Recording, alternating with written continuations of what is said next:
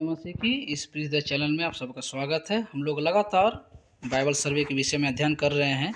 आज हम लोग बाइबल की चौथी पुस्तक गिनती के विषय में अध्ययन करेंगे, the book of numbers. The book of numbers गिनती की पुस्तक जब अध्ययन करते हैं हम लोग सर्वप्रथम उसके कुछ बैकग्राउंड के विषय में जानेंगे।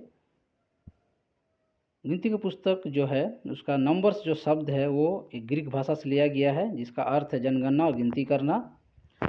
पुस्तक का प्रकार ये व्यवस्था की पुस्तक है, मूसा की पुस्तक है, पुराने नियम की चौथी पुस्तक है। इसका लेखक मूसा है और इसके श्रोते जो हैं उनका इजराइल के लोग हैं। ये कब लिखी गई? तिथि जंगल में 40 वर्षों के दौरान लिखी गई है। लगभग 1440 से लेकर 1400 ईसा पूर्व तक ये पुस्तक लिखी गई। इस पुस्तक का जो विषय वस्तु है, इजराइल परमेश्वर पर भरोसा करने और उसकी आज्ञा मानने में नाकाम रहा और 40 साल तक रेगिस्तान में भटकता रहा। मुख्य शब्द जो इस पुस्तक का है वो है विल्डरनेस, मरुभूमि। इस पुस्तक का उद्देश्य ये है कि कैसे इजराइल लोग उस प्रतिज्ञा किए हुए देश में गए और परमेश्वर की बातों को नहीं माने, परमेश्वर ने उनको सजा दी और पुनः परमेश्वर ने उसे तैयार किया आगे बढ़ने के लिए। इस पुस्तक का जो प्रमुख लोग हम लोग देखते हैं, मूसा, आरून, 12 गोत्र, यहोशू और कालेब। कुछ प्रमुख विशेषताएं हम लोग देखेंगे इस पुस्तक के। ये पुस्तक को जो हम देखते हैं नाम गिनती या नंबर्स इसलिए मिला क्योंकि इस पुस्तक में 2 अध्याय में 2 अलग अलग तरीके से गिनती किया गया है। नंबर्स किताब को ये नाम मुख्य रूप से इसलिए मिला क्योंकि इसके पहले और 26वें चैप्टर में 2 अलग अलग समय पर इजराइल की जनगणना दर्ज की गई है। नंबर्स की किताब में इजराइल की माउंट सिनाई से वादा की गई ज़मीन की सीमा तक की यात्रा का रिकॉर्ड है, जिसमें विद्रोह, न्याय और परमेश्वर के स्थायी वफादारी का सिलसिला दिखाया गया है। इस पुस्तक हम देखते हैं वंडरफुल जो बातें हैं, परमेश्वर का जो इंतजाम है, परमेश्वर ने 40 वर्षों के दौरान इजराइल लोगों को खाना, पानी, मांस, रोटी इत्यादि सब कुछ परमेश्वर ने उन्हें दिया। और हम मुख्य बातें देखते हैं इस पुस्तक का कि नंबर्स संख्यात्मक शब्द बहुत बार आता है। आप देख सकते हैं एक जो नंबर है 193 बार आया है, 5 नंबर 68 बार और 14 नंबर 15 बार, 30 शब्द 37 बार, 40 जो नंबर है 19 बार, 50 जो नंबर है 33 बार, 70 जो नंबर है 17 बार, 100 जो नंबर है 92 बार, 1000 नंबर जो है 93 बार, 60 नंबर 17 बार और कई बार नंबर्स जो देखते हैं 2 नंबर 77 बार, 3 नंबर 33, 6 नंबर 24 और 7 नंबर 46, 10 नंबर 18 बार, 15 नंबर 4 बार और 20 नंबर 31 बार और 60 नंबर 3 बार। ये स्पेशल जो है नंबर्स हम केवल इस पुस्तक में देखते हैं। और एक अनोखा बात हम देखते हैं कि इस पुस्तक में 10 बार उन्होंने परमेश्वर की आज्ञा को अवहेलना किया है और हम देखते हैं कि परमेश्वर ने उसको सजा भी दिया। लगभग उसके अविश्वास के कारण परमेश्वर ने 12,000 लोगों को मार डाला है। और हम लोग देखते हैं कि 6,03,550 पुरुषों में से सिर्फ 2 ही जन कालेब और जोशुआ, यानी सिर्फ जब अगर हम परसेंटेज में देखेंगे तो 0.00033% ही वादा की गई जमीन पर पहुंच पाए। ये हम लोग कुछ नंबर्स के पुस्तक में हम लोग कुछ ऐसे खास बातों को देखते हैं जिसमें हमें जो घटनाएं घटी है उसमें यीशु मसीह को कुछ बातों को चित्रण करती है। सबसे पहले हम नंबर्स पुस्तक में मन्ना के विषय में पढ़ते हैं और ये मन्ना हम लोग जब तुलना करेंगे तो यूहन्ना रचित सुसमाचार 6 अध्याय का 31 से 33 में जीसस को लेकर के बताता है कि Jesus is our heavenly food और इस बात को लेकर तुलना किया गया है। फिर वाटर फ्रॉम रॉक, पानी में से पानी जो पत्थर से जो पानी निकलता है वो भी 1 कुरिन्थियों 10 का 4 अध्याय में जीसस इज आवर रॉक करके तुलना किया गया है।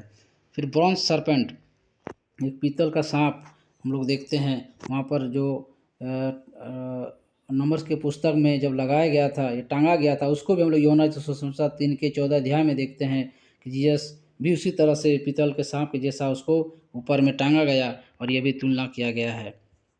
फिर pillar of fire and cloud, आग की एक हम लोग पिलर देखते हैं और खंबा देखते हैं और बादल का एक खंबा देखते हैं। ये जो हम लोग देखते हैं बादल और आग, ये भी प्रभु यीशु मसीह के चित्रण करती है।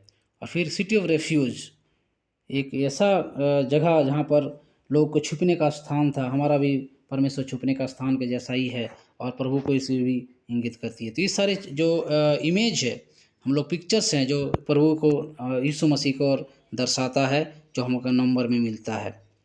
ये कुछ आउटलाइन हम लोग देखेंगे जो बहुत ही साधारण तौर पर हम लोग समझेंगे। A common way to outline the book is by the geographical moments within the book.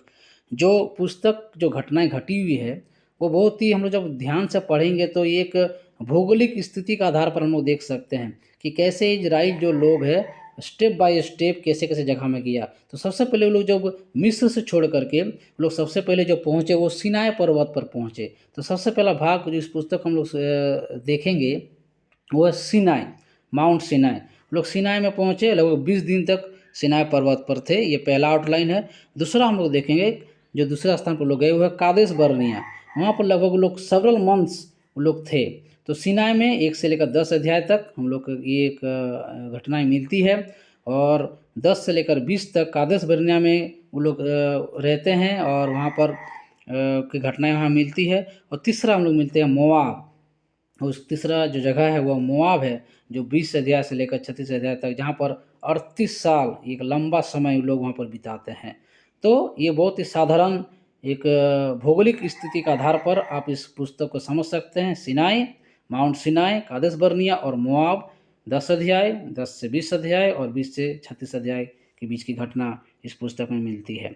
आइए प्यारे, कुछ लेसन को हम लोग सीखेंगे कि इस पुस्तक से हमें क्या क्या समझ में आता है। सबसे पहले द इम्पोर्टेंस ऑफ ओबीडियंस। इस पुस्तक में जो सबसे महत्वपूर्ण बात हम देखते हैं कि आज्ञाकारिता है ना। इजराइल, परमेश्वर ने इजराइल लोगों को वादा किया कि आप लोग आज्ञाकारी बने रहना, लेकिन हम लोग देखते हैं कि वे लोग आज्ञाकारी नहीं बने रहे, परमेश्वर के विरोधकारी किए, परमेश्वर ने उन्हें सजा दिया। और हम देखते हैं इस बात को कि हमें परमेश्वर कहता है कि हम आज्ञाकारी बने रहे। द रोल ऑफ लीडरशिप, ये दूसरा महत्वपूर्ण लेसन हम लोग सीखते हैं। इस पुस्तक में लीडरशिप का बहुत बड़ा रोल है। यहाँ पर हम देखते हैं कि परमेश्वर ने 12 लोगों को, भेदियों को भेजा था उस कानान देश को भेद लेने के लिए। 12 लीडर में से 10 लीडर ऐसे हुए जिन्होंने परमेश्वर के जो आज्ञा को नहीं माना और वो लोग उस देश में जाने के लिए नकार दिए। परंतु 2 ऐसे लीडर थे, योशुआ और कालेब, जिसने कहा कि हम लोग उस प्रतिज्ञा के देश में जाएंगे, परमेश्वर पर विश्वास किया। तो लीडरशिप बहुत मायने रखता है।